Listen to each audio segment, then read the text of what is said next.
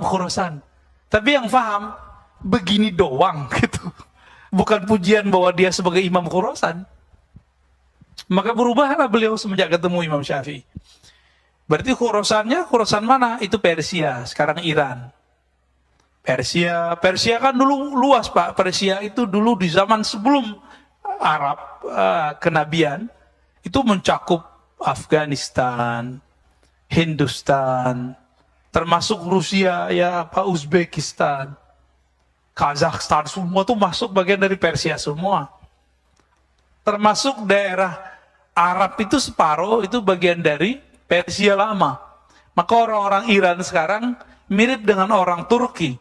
Punya euforia lama, punya memori lama, kebangkitan untuk membangkitkan masa lalu. Kalau Turki kan Turki Utsmani.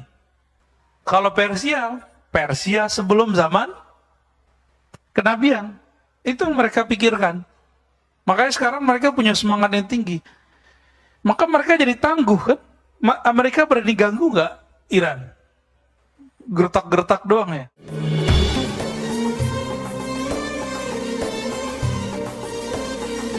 Nah, semoga Allah membimbing kita mengkaji hadis ini, karena banyak orang terjebak di cocoklogi, banyak juga yang gak sabaran menganggap panji-panji hitam sudah muncul, karena hadis yang akan kita bahas berbicara panji-panji hitam juga, ya nggak jauh berbeda. Semoga dengan berkah Al-Fatihah dan salawat kepada Rasulullah, Allah membimbing kita. Al-Fatihah. Bismillahirrahmanirrahim. مالك يوم الدين إياك نعبد وإياك نستعين صراط الذين أنعمت عليهم اللهم صل على نبينا Muhammad. Pada pembahasan sebelumnya, kalau disimpulkan bahwa Al-Mahdi itu, kata Nabi, yab'atsullahu fihi rajulan minni atau min ahli baiti yuwati ismuhu ismi.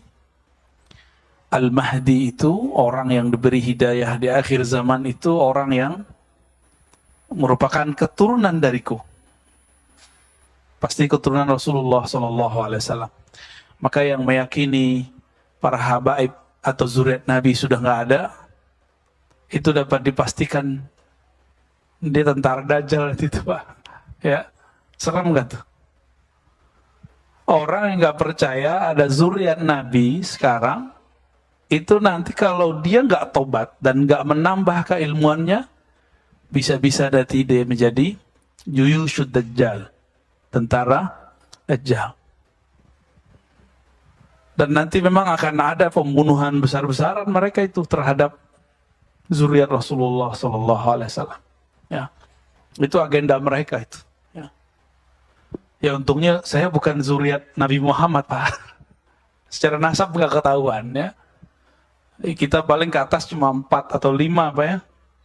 Tapi di genetik kita kelihatan kalau kita keturunan mana. Nggak ada tampang-tampang Arabnya kan Pak. Nggak ada. Apa kata Nabi? Al-Mahdi minni min itrati min auladi Fatimah. Al-Mahdi itu keturunanku, terahku dari keturunan Fatimah. Ngeleslah kawan. Kalau keturunan kan mesti harus lewat jalur laki-laki. Loh ini Nabi yang ngomong kok. Keturunanku lewat jalur Fatimah. Gak usah jauh-jauh. Di Yahudi matrilineal gak? Di Minangkabau matrilineal gak? Ada satu suku di India dan di China, itu biasa. Itu masalah patriarki atau matrilineal aja, nggak ada masalah itu. Kita juga sudah membahas bahwa jangan terjebak pada ciri-ciri fisik. Kan hadisnya Al-Mahdi minni ajlal abah ajbah ajlal jabah. Kalau terjemahin apa ya? Jidatnya lebar. Ini banyak yang stres, jidatnya lebar, ngerasa dirinya Mahdi. Ya.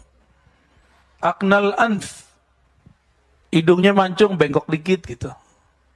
Yamla'ul arda qista wa adla, akan memenuhi bumi dengan keadilan. Sebagaimana dipenuhi tadinya dengan jawrah, kezaliman.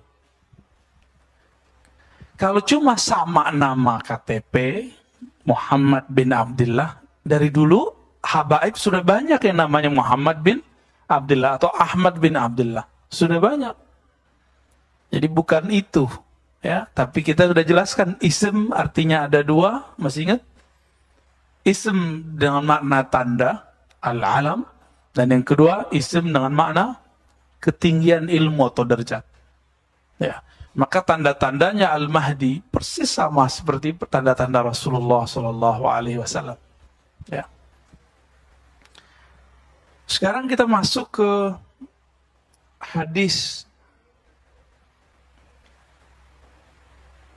tentang kematian khalifah. Ya. Ini riwayat Imam Abu Daud. Pertanyaan, kalau ada orang bertanya, ini hadis kualitasnya apa? Ya, hadis mengenai kematian khalifah sebelum kemunculan Al-Mahdi.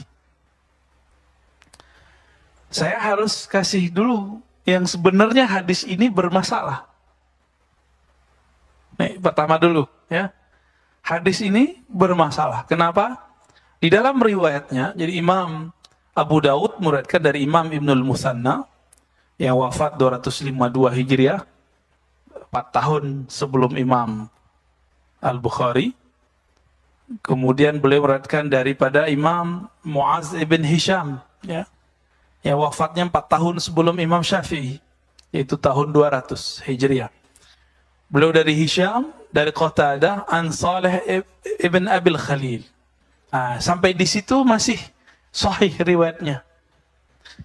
Saleh ibn Abil Khalil mengatakan an sahibin lahu an ummi Salamah. Ini kita udah cek di kitabnya dan beberapa kitab ya. Dan ini versi riwayat Abu Daud. Dan memang cuma Abu Daud yang meriwayatkannya. Dari Saleh Abil Khalil an sahibin lahu, dari sahabatnya. Disebutkan gak namanya?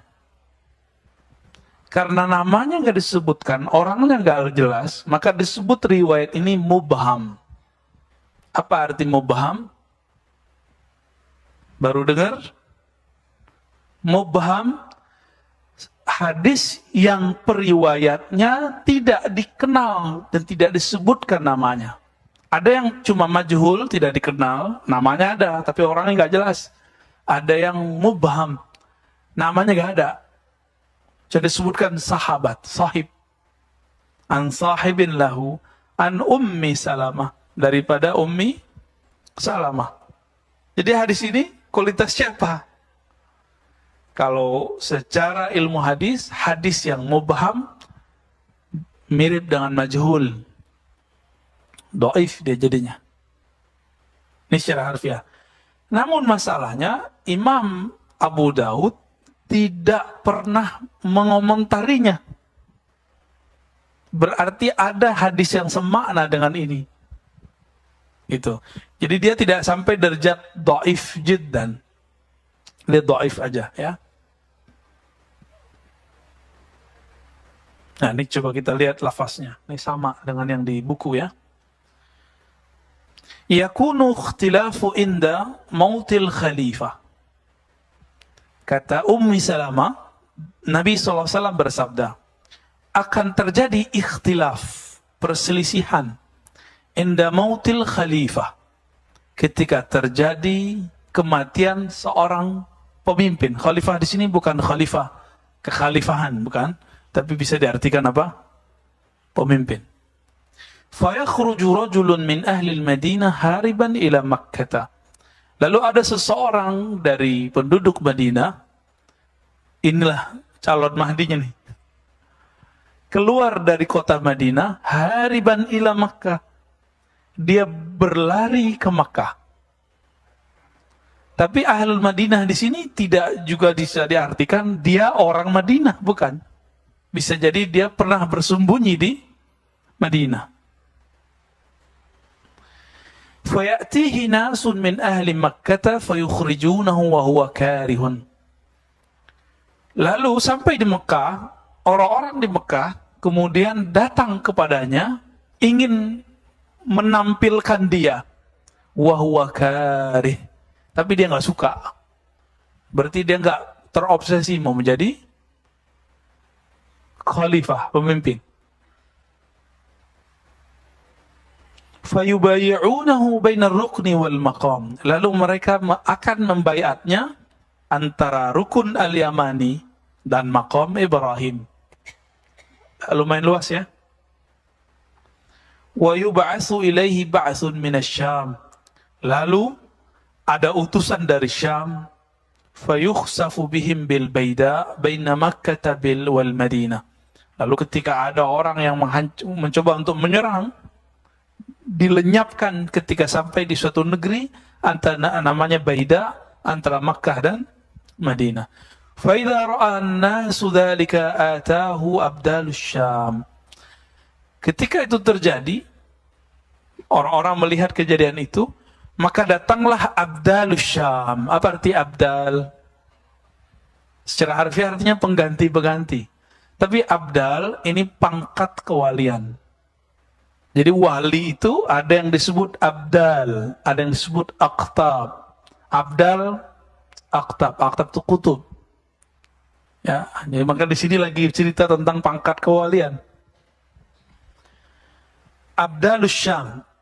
Dari semenjak perselisihan Sayyidina Ali dan Sayyidina Muawiyah, kan itu politik ya. Saya nggak ada urusan dengan politik mereka, tapi kita melihat ini perselisihan politik. Karena Muawiyah menganggap Ali tangannya ikut serta dalam membunuh Utsman, termakan hoaks. Ali menganggap Muawiyah ini membangkang kepada pemerintahan yang sah. Jadi dua perspektif yang berbeda. Peranglah mereka di suatu padang yang luas namanya Siffin. Di saat itu datang orang-orang kepada Sayyidina Ali. Ya Ali, il'an ahli Syam. Laknatlah orang-orang yang tinggal di negeri Syam. Syam ini 4 negara, masih ingat ya?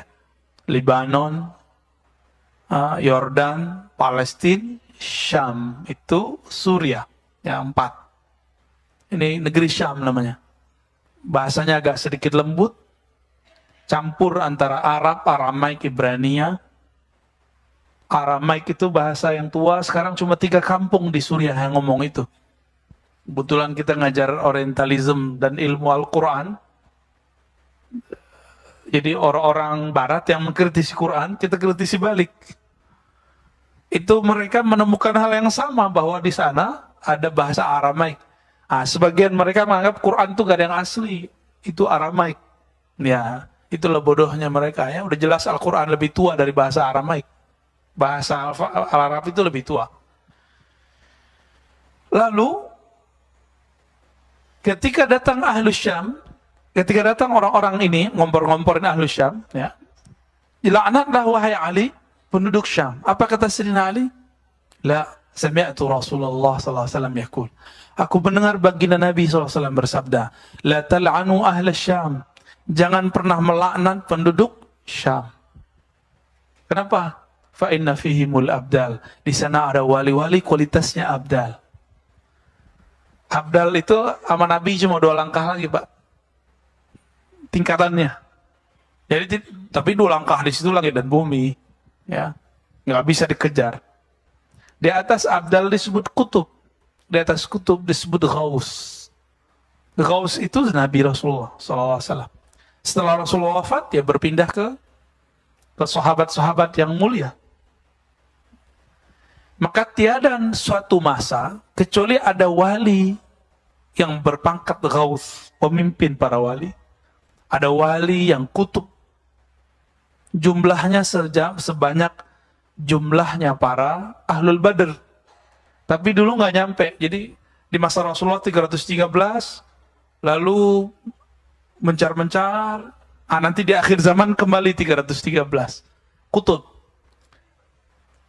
Apa? Oh belum Pak, sabar Pak. Ini euforia, hati-hati. Nanti saya sampai ke sana. Euforia ini jangan berlarut-larut. Ini belum ada apa-apa. Ya, kejadian yang ada sekarang di negeri Berang itu belum ada apa-apanya. Nah, orang-orang Syam ini pangkatnya abdal. Apa ciri khas mereka? Dalam hadis yang lain kita dapatkan, Nabi mengatakan bahwa mereka menjadi kekasih Allah, jadi wali bukan karena banyak sholat. Mereka suka sholat. Bukan karena banyak puasa, mereka hobinya puasa. Apa penyebab mereka jadi wali? Salamati sudurihim. Kolbunya ini selamat daripada kebencian. Kita baru begini aja udah benci, ya nggak? Baru beda faham dikit udah benci. Baru beda opini masalah Taliban udah benci. Ya nggak? Baru beda 01, 02 ada benci. Gimana mau jadi wali abdal? Ntar belum luka ini selesai, udah muncul lagi 2024. Lukanya tambah banyak. Jadi salamatus sadar ini kalau boleh disebut, dia nggak pernah terluka hatinya. Dalam pengertian dendam kebencian. Tersinggung sih boleh, tapi benci nggak boleh. Tersinggung manusiawi nggak? Tapi menyimpan dendam tuh nggak boleh. Apalagi menyimpan kebencian yang ujungnya suka melaknat. Ujungnya suka melaknat. Ada seorang kekasih Allah lagi ngajar Al-Quran. Dia negerinya sedang dibombardir oleh para pemberontak. Datang dari berbagai negeri karena termakan hoax. Namanya Syekh Al-Buti. Wali abdal itu, Pak. Lagi ngajar Quran, dibom. Nggak mati, ditembak. Itu Syekh Al-Buti. Beliau berceramah mempertahankan negerinya. Nggak disukai oleh para pemberontak. Para pemberontak menginginkan yang lain. Ini kayak gini nih, ini negeri kita Indonesia. Oke? Sekarang ada orang yang katanya berjihad, ingin menghancurkan Indonesia. Gimana, Pak? Mana yang disebut jihad? Saya yang jihad atau dia yang jihad? Kita yang mempertahankan negeri dia atau mereka yang memberontak? Syekh Al-Buti sedang menjelaskan, saya mempertahankan negeri saya sendiri. Tapi dituduh oleh para pemberontak bahwa dia ini penjilat pemerintah. Datang anaknya 2013 ke sini, Pak. Ke negeri kita. Syekh Taufik Al-Buti. 2015, Pak, 14, saya lupa. Diundang ke UI. Saya kan berguru ke beliau dulu 2006, 2007, 2008. Ya udah lama nggak ketemu. Sehari sebelum ketemu, saya udah membayangin kalau ketemu beliau, meluk-meluk beliau. Ketiduran, tidur itu rasanya panjang sekali, kita dialog panjang. Bangun tidur saya udah puas tuh. Malu-maluin kan kalau besok peluk-peluk beliau depan orang nangis-nangis. Bener. Besok bukan saya yang meluk-meluk beliau, itu jamaah datang, semuanya pada histeris melihat anak dari seorang wali abdal masih hidup. Gurunya, ayahnya itu dibom lagi ngaji, cuma karena beda opini politik. Enak kan tinggal di Indonesia, Pak? Beda opini politik santai aja, kayak Pak Mirwan masih hidup aja kan. Enak, Pak, tinggal di negeri kita. Beda opini politik selama tidak menghujat, mencaci maki, itu dibiarin. Beda aja suka-suka. Ya nggak? Maka siapa? Refli sama Denny Siregar masih aman-aman aja, Pak. Itu opini, biasa aja orang beropini. Ya nggak usah kita terlalu serius. Opini itu kan bisa berubah. Dalam sekejap bisa berubah. Sesaat bisa berubah. Ya. Nah, orang Syam ini punya karakter itu, salamatus sadar. Apa arti salamatus sadar tadi? Tidak menyimpan kebencian dan dendam. Mau jadi wali nggak, Pak? Mau? Masa nggak mau jadi wali Allah sih? Wali Allah itu kekasih Allah, gampang toh. Pilihannya dua aja, kekasih Allah, kekasih setan. Pilih mana? Allah. Kekasih Allah di kolbunya tersimpan Rahman, Rahim, Rahman, Rahim. Karena ayat di Quran dibuka semuanya dengan Bismillahirrahmanirrahim. Hatta surat Taubah ditutup dengan Raufur Rahim. Dua ayat terakhirnya laqad ja'akum, belakangnya wabil mu'minina Raufur Rahim. Tidak ada surah di Quran kecuali di situ ada Rahman, Rahim, Rauf, Rahim. Nggak ada. Maka ciri-ciri wali itu gampang. Nama Allah Rahman Rahim itu di dadanya. Maka dia mandang orang itu ada yang Rahman.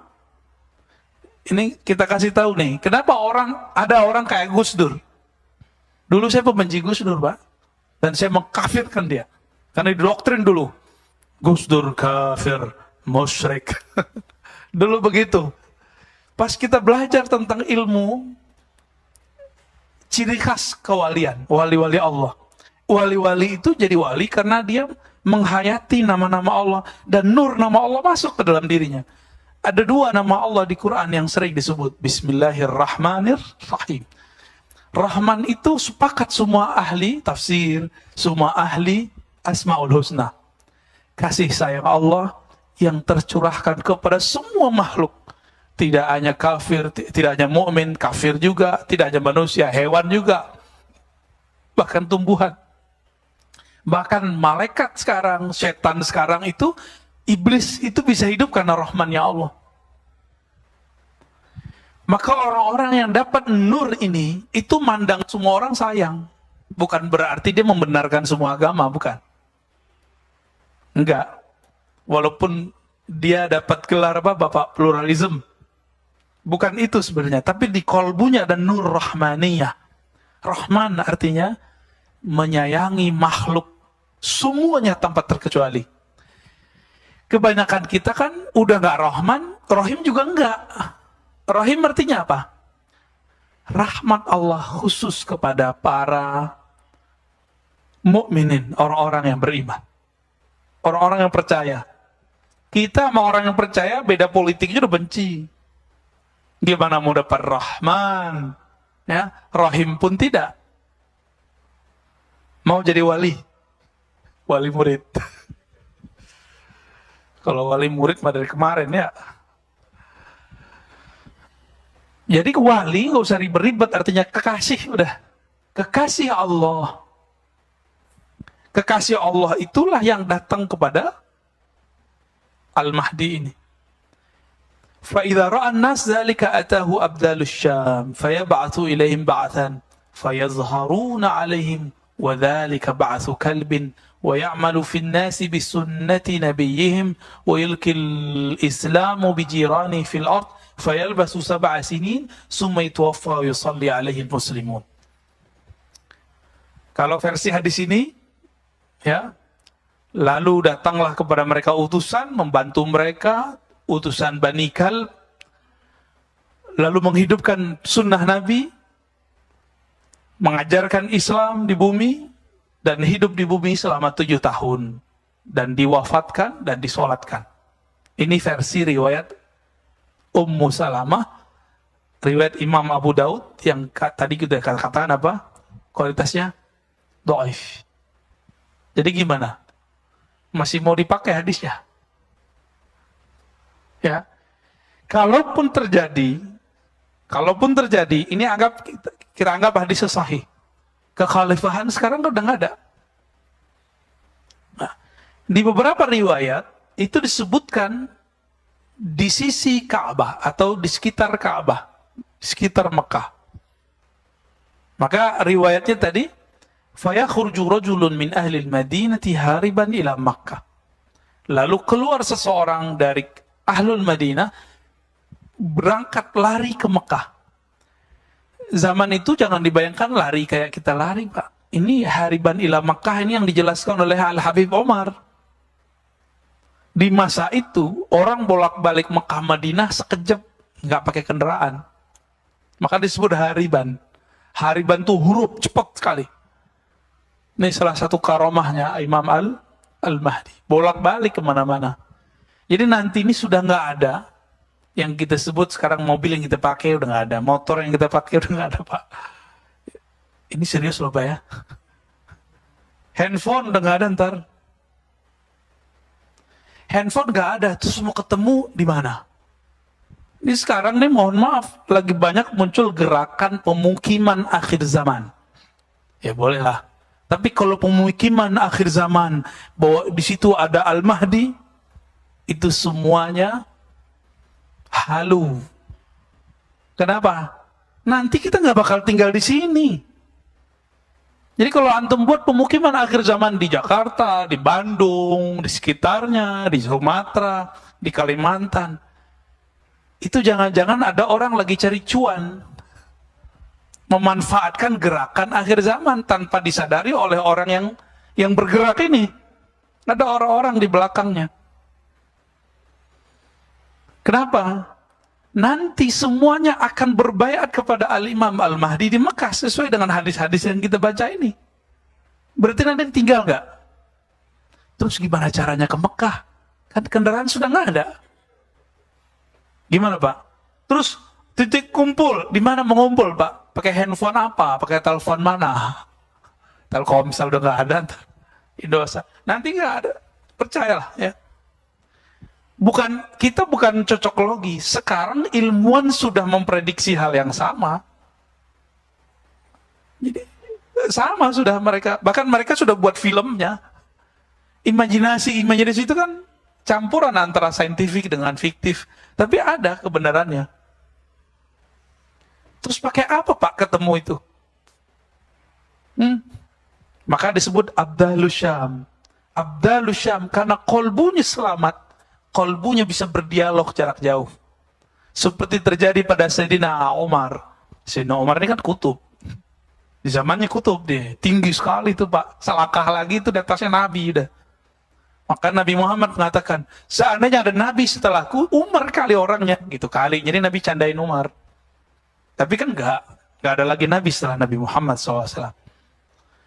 Umar lagi khutbah begini. Matanya tahu-tahu melihat ke arah mana gitu, nggak jelas. Terus dia panggil. Jadi dia ternyata habis mengirim satu rombongan panglima yang disebut Syariah, namanya Syariah juga, sedang bergerak di salah satu wilayah di Irak ataupun di Syam. Ada dua versi yang saya baca. Dia lagi di bawah gunung, di belakang gunung, di belakang bukit sudah ada musuh yang banyak sekali. Jarak Madinah dengan Irak bisa sebulan Pak zaman itu. Pakai motor nggak bisa Pak, nggak, belum ada. Pakai onta sama pakai kuda. Apa kata Umar lagi khutbah dan didengarkan oleh semua orang yang ikut mendengarkan khutbahnya. Ya Sariyah al-Jabal, ya Sariyah al-Jabal. Itu kalau Umar kolbunya nggak tembus. Dan Syariah pemimpin di sana, panglima di sana, jenderal yang sedang bertugas, nggak punya kolbu, nggak bisa dengar dia. Kebayang? Kira-kira seperti itu nanti perjuangan akhir zaman itu. Jadi bukan kita sekarang menemuin bunker, ya sekarang kan begitu. Ayo kita timbun emas. Kan ada satu riwayat yang dhaif yang menyebutkan bahwa di akhir zaman itu terjadi kesusahan, kepayahan, paceklik. Maka kita harus menimbun harta, mengumpulkan harta di bunker-bunker. Itu halu semua itu Pak. Ya, mana ada di akhir zaman orang selamat pakai duit, pakai emas, nggak ada. Yang selamat tuh pakai kolbu dia. Itu yang disebutkan di Quran. Kam min fi'atin qalilatin ghalabat fi'atan katsira. Betapa banyak kelompok kecil bisa mengalahkan kelompok besar. Karena kelompok kecil ini punya kolbu, kelompok besar itu tidak. Kelompok kecil itu jumlahnya dulu cuma 313. Tentara apa namanya? Jalut apa Tolut? Tolut. Tentara Tolut. Ternyata di situ ada Nabi Daud. 313 jumlahnya. Apa kata Allah? Jika kamu melewati sungai, jangan minum banyak-banyak. Minum tuh pakai air, nggak boleh tamak. Jadi ngambil air tuh. Jadi nggak ngambil pakai gayung, nggak begitu. Udah belajar hikmat mereka dari dulu. Sederhana. Ini sekarang cuma diuji amat sedikit saja. Baru pandemi, udah ngomong kemana-mana ya. Kita lapar, kita susah makan, ya salam. Baru zamannya begini kita udah ngeluh. Ntar kalau nanti ada zaman begitu jadi zombie kali ya. Ya. Zamannya baru begini Pak, bencinya bukan main. Kata-kata kasarnya bukan main. Saya nggak bisa bayangkan nanti. Wajar kalau pejuang akhir zaman itu gak banyak. Orang-orang yang kata-katanya terjaga, kolbunya terjaga. Dan itu gak banyak. Kita dikit-dikit sudah mulai ini mereka tuh bukan musuh-musuh kita yang ada sekarang itu. Belum. Sabar. Ini lagi ada semacam filter. Dipisahin. Mana ashabus shimal, mana ashabul yamin. Lagi dipisah-pisah sama Allah ini. Tapi belum jelas Pak. Maka kalau tadi Bapak nyebutin kelompok yang tadi, ya belum juga. Ya, mereka jadi berubah dari tahun kapan ke sekarang. Siapa tahu berubah lagi, wallahu a'lam, ya kan?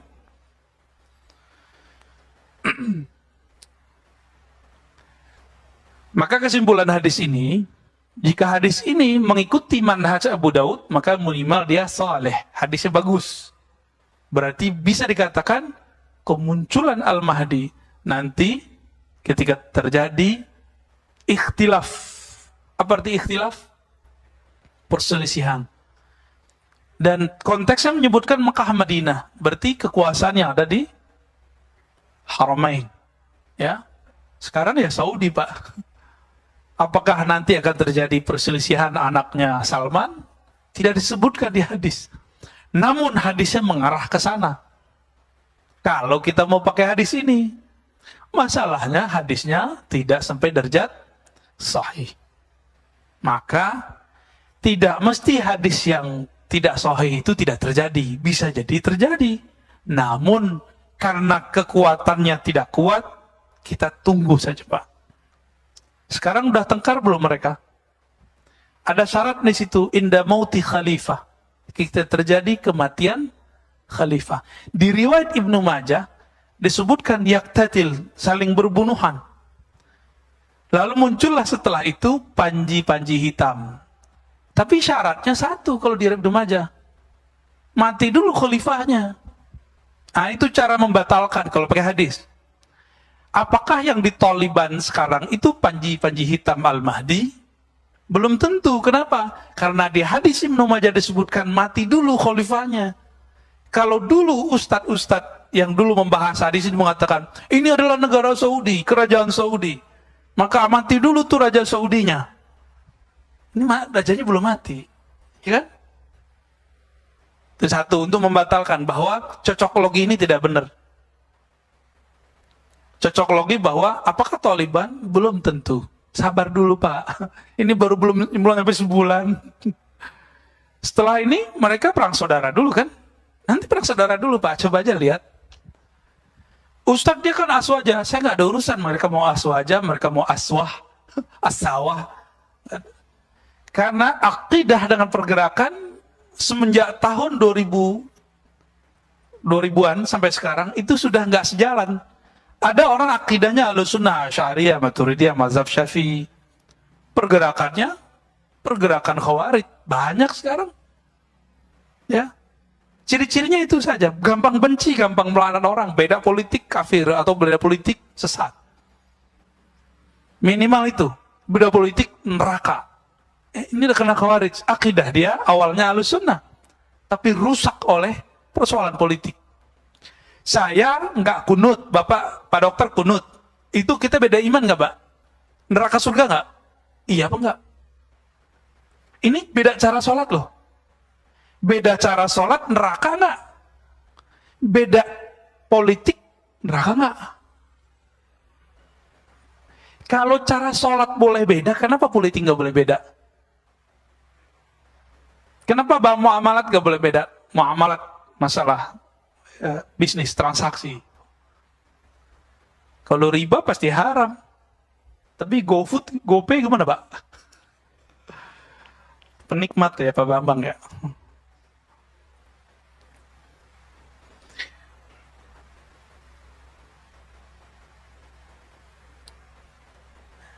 Al-Mahdi itu disebutkan di sini ciri-cirinya nanti. Ya. Walladzi nafsi biyadihi la taqumu as-sa'ah hatta tukallimu as-siba'u al-insa wa hatta tukallimu ar-rajula azbata sautih wa syiraqu na'lihi wa yukhbiruhu fakhidhuhu bima ahdatsa ahluhu ba'da. Hadis Tirmizi, ya. Hadis Imam Tirmizi, walaupun hadisnya tidak sampai derajat sahih. Nanti sebelum terjadi kiamat akan terjadi hal yang unik seperti zaman Nabi Sulaiman. Tukallimu siba al-ins, binatang buas berbicara kepada manusia. Gimana tuh Pak ceritanya? Mungkin nggak? Ini ahwal akhir zaman nanti. Bapak masih ingat hadis yang menyebutkan bahwa di akhir zaman ketika perang antara Dajjal dan Al-Mahdi, pohon-pohon, bebatuan berteriak, wahai umat Islam, di sini ada Yahudi, di sini ada musuh Allah. Ada kan hadisnya? Hadisnya sahih. Hasan lah minimal, kalau kita gabung-gabung jadi sahih dia. Itu gimana cara dengernya Pak? Emang pohon pernah kursus bahasa Arab atau bahasa Indonesia? Hah? Pakai apa itu? Nggak mungkin itu bahasa seperti ini. Nggak mungkin. Lalu bagaimana caranya mereka itu berbicara kepada manusia? Sedangkan tadi hewan nggak pernah kursus. Bisa ngomong nggak Pak? Yang paling mirip sama kita kalau suaranya apa kan burung beo. Tapi dia kan nggak ngerti. Itu sahabat kita Bang Dik doang ngelatih burung beo baca la ilaha illallah Pak. La ilaha illallah. Baca la ilaha illallah. Pagi-pagi nyapa pakai la ilaha illallah. Meninggal mati nggak pakai la ilaha illallah. Karena dia burung beo, cuma baca dengan mulutnya, tidak baca dengan kolbunya. Maka udah mulai dari sekarang belajar ilmu kolbu, Pak. Bukan ilmu kebatinan ya. Ilmu rohani, ilmu zikir, ilmu berdialog dengan kolbu. Apa kata Nabi? Istafti kolbak. Berbicaralah dengan hatimu. Minta fatwa ke hatimu. Jangan otak dulu yang ngomong. Apalagi emosian dulu yang ngomong. Nanti kan orang panik semua, maka ikut Dajjal. Panik, urusan perut semua rata-rata. Jadi hati-hati. Calon-calon tentara Dajjal, calon-calon pergerakan Dajjal, itu cari cuan lewat pergerakan. Ya, nyari untung. Maka jangan sampai gerakan-gerakan akhir zaman yang ada, itu dimanfaatkan. Ya. Kalau buat pesantren akhir zaman, silakan. Tapi kalau mau buat perumahan akhir zaman itu bohong, ya. Kita katakan dari awal nih, antum jangan bohongi umat. Nanti semuanya akan berbaiat kepada Al-Imam Al-Mahdi di Mekah, bainar rukni wal maqam. Maka untuk apa perumahan akhir zaman? Enggak ada untungnya. Mau cari untung, mau eksploitasi umat. Kalau mau buat pesantren, buat aja pesantren akhir zaman, enggak ada masalah, ya. Tapi jangan pernah kemudian mengatakan, ini perumahan untuk menyambut Al-Mahdi. Al-Mahdi kebutuh rumah dia. Ya, dia bisa tidur di mana aja, Pak. Rasulullah bisa tidur di mana aja nggak? Rasulullah itu tidur, matanya merem, tapi kolbunya kan jalan. Sama Al-Mahdi juga begitu, dia nggak butuh tidur. Matanya tertutup, tapi kolbunya terbuka. Yanamu ainayya wala tanamu qalbi. Mataku tidur, hatiku tidak tidur. Ini sekarang Pak Dokter berapa jam sehari normalnya? 6, bukan 8. Kayaknya udah didiskon sama Pak Dokter nih. 6 sampai 8 ya. Waduh, keburu kiamat Pak. Keburu musuhnya Al-Mahdi kuat kalau kita masih tidur segitu. Kalau tidur masih segitu, nggak ada energi rohani kita. 8 atau 6 jam itu kan jam tidur, jam malam semua, kapan tahajudnya? Kapan dia mengisi kolbunya dengan nama Allah? Ya kan?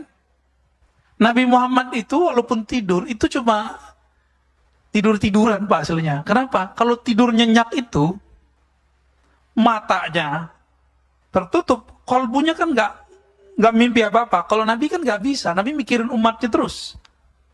Maka Allah perjalankan ruhnya untuk melihat masa depan dan masa lalu. Maka Nabi Muhammad tahu nasabnya semua orang. Nabi Muhammad tahu apa kejadian pada seseorang. Diizinkan Allah. Dikasih tahu, bukan sang Muhammadnya yang tahu, tapi diberitahu. Baik. Yang tadi Bapak tanyakan itu kan tentang Khurasan. Hadis riwayat Imam Ahmad dan Al-Baihaqi. Idza ra'aitum rayatis sud qad ja'at min qibali Khurasan fa'tuha fa inna fiha Khalifatullahil Mahdi. Ini diriwayatkan juga oleh Imam Al-Hakim, ya. Jika kamu melihat ada panji hitam.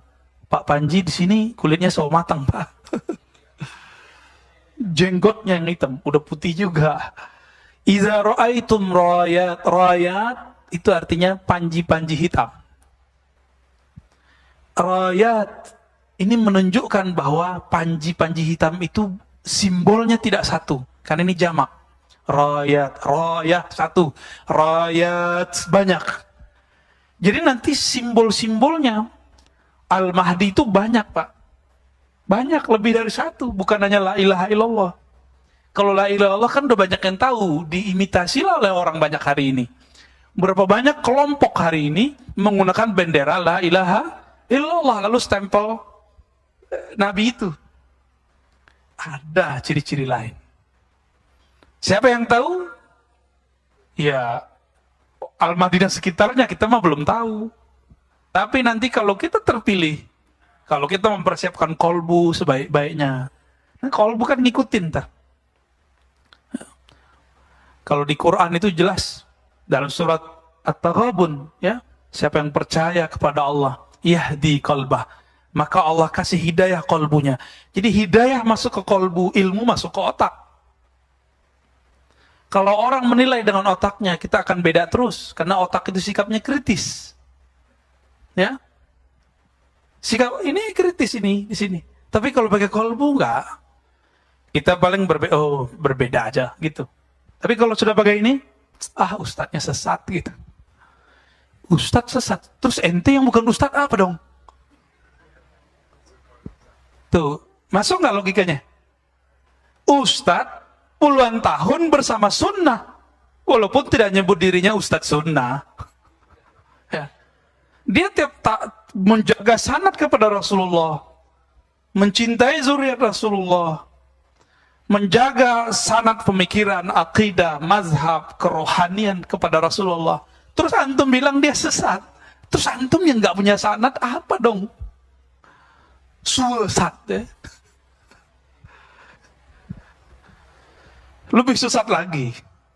Dia nggak pakai hati, dia ngomong, asal ngomong aja, ya. Kita ngomong bid'ah aja susah, Pak. Kata si teman kita, ente ngaji sama aneh 2 kali, tahu tuh sunnah bid'ah bedanya apa? Ya salah. Orang cuma S1 doang, kita nyampe S3 belajar tentang fatwa, nggak berani fatwa. Saya itu nggak pernah fatwa, Pak. Saya cuma menukil fatwa. Nih, tolong diingat. Saya nggak pernah fatwa, hanya menukil fatwa. Karena fatwa itu udah lengkap semua, tinggal diolah balik. Apapun yang saya katakan selama ini, saya konsisten insya Allah. Kalaupun salah, tolong diingatkan nanti. Ya, kan manusia bisa lupa. Tapi kalau antum merasa lebih benar dari ustadz, antum siapa?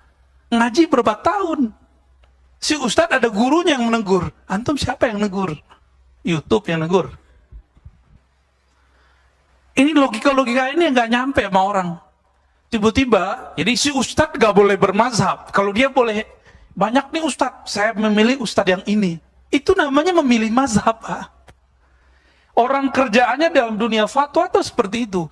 Karena dia mengerti mekanisme fatwa, maka dia lihat ada pandangan-pandangan, nanti dia pilih. Karena dia tahu mana yang bisa dipilih, mana yang relevan. Jamaah kan berani ngomong gitu sekarang. Sekarang banyak ustadz, saya memilih yang ini. Memilih itu bahasa Arabnya ikhtiar. Ya. Ikhtiar itu pekerjaannya ahli fikih. Imam Nawawi itu pakarnya. Ya. Wal mukhtar, yang diterpilih dalam pandangan-pandangan ini. Bukan berarti yang lain salah. Tapi beliau memilih, gitu aja bedanya. Ya. Jika engkau melihat panji-panji hitam, ini panji hitamnya pasti berjenggot ya Pak Panji. Qad ja'at min qibali Khurasan, datang dari arah Khurasan. Khurasan itu timur. Khurasan itu mulai dari wilayah Irak. Irak itu separuh bagian timur, itu disebut Khurasan. Maka ada istilahnya Irak Khurasan. Imam dari Khurasan itu gurunya Imam Bukhari, namanya Ishaq bin Rahawai atau Rahuya. Ini disebut imam. Jadi waktu datang ke majelis Imam Syafi'i, dia kan ngeremehin Imam Syafi'i. Imam Syafi'i, begini doang nih Imam Khurasan. Begitu kata Imam Syafi'i. Sesama wali, Pak. Sesama wali saling ngeceng-ngecengin, tapi yang paham wali doang. Begini nih Imam Khurasan. Bagi orang yang senang sama Imam Ishaq, dikira ini pujian. Imam Syafi'i menyebut dia Imam Khurasan. Tapi yang paham, begini doang gitu. Bukan pujian bahwa dia sebagai Imam Khurasan. Maka berubahlah beliau semenjak ketemu Imam Syafi'i. Berarti Khurasannya, Khurasan mana? Itu Persia, sekarang Iran. Persia kan dulu luas Pak. Persia itu dulu di zaman sebelum Arab, kenabian, itu mencakup Afghanistan, Hindustan, termasuk Rusia, ya Pak, Uzbekistan, Kazakhstan, semua tuh masuk bagian dari Persia semua. Termasuk daerah Arab itu separuh, itu bagian dari Persia lama. Maka orang-orang Iran sekarang mirip dengan orang Turki. Punya euforia lama, punya memori lama, kebangkitan untuk membangkitkan masa lalu. Kalau Turki kan Turki Utsmani. Kalau Persia, Persia sebelum zaman kenabian. Itu mereka pikirkan. Makanya sekarang mereka punya semangat yang tinggi. Maka mereka jadi tangguh kan. Amerika berani ganggu nggak Iran? Gertak-gertak doang ya. Indonesia karena nggak mau menghargai masa lalu, malah muncul ustadz-ustadz nggak jelas nih ngomong apa. Nggak ada tuh Wali Songo. Ya kan? Berarti dia nggak mau ngerti deh.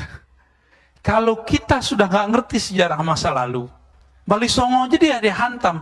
Gimana kalau kita nanti ngomong Sriwijaya? Gimana kita nanti ngomong tentang Mojapahit, Mataram? Apa nanti kata mereka? Itu musyrik semua. Ntar gitu tar. Ya. Orang kalau nggak ngerti sejarah masa lalunya nggak ada semangat. Bapak ini akan semangat kalau tahu ternyata 3 keturunan di atas kita, 3 generasi di atas kita kiai. Pasti semangat tuh beragama tuh. Wah, saya harus kembali nih nyari. Bapak ini keturunan raja, Raden. Terus punya jamaah. Datang orang partai politik. Ngasih tahu, kamu kan keturunan raja. Kalau nggak kamu siapa lagi? Itu semangatnya muncul itu Pak. Jadi orang yang mengerti nasabnya, dia akan lebih semangat. Maka kita jangan berhenti di nasab-nasab yang itu ya. Biar lebih semangat. Semoga di sini nanti ada kajian tentang Wali Songo. Jangan Wali Songong. Jika engkau melihat panji-panji hitam datang dari Khurasan, fa'tuha, maka bergabunglah dengannya. Fa inna fiha khalifatullah al-Mahdi. Di sana ada khalifatullah al-Mahdi. Tapi ini belum mencukupi syaratnya Pak sekarang yang terjadi di Afghanistan.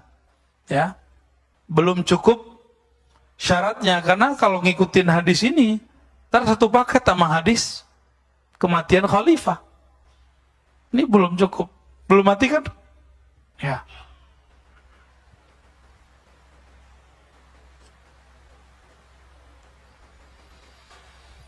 Udah syuruk Pak. Ya. Cina enggak masuk. Kecuali separuh yang Uighur. Uighur tuh belum masuk Persia. Ya, dulu. Baik, kita mau diskusi, ada pertanyaan? Tafadhol, kita bedah hadis yang tadi boleh ya. Silakan.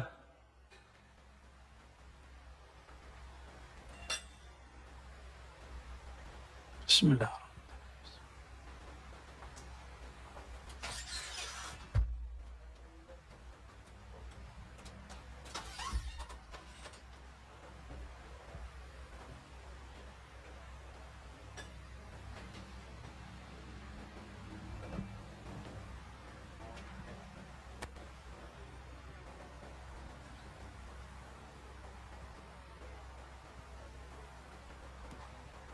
Bismillahirrahmanirrahim. Assalamualaikum warahmatullahi wabarakatuh. Assalamualaikum. Saya Afan dari Kebayoran Lama. Ya, Pak Afan. Ingin bertanya, yang pertama, apakah ada hadis mengenai penenggelaman bumi di timur dan di barat gitu? Untuk korelasinya mengenai akhir zaman nanti, Pak. Gimana penjelasannya mengenai ini? Terima kasih. Assalamualaikum warahmatullahi wabarakatuh. Kebetulan kitab yang saya bawa ini Mishkatul Masabih yang kemudian diringkas oleh Maulana Ilyas ya. Al-Muntakhab.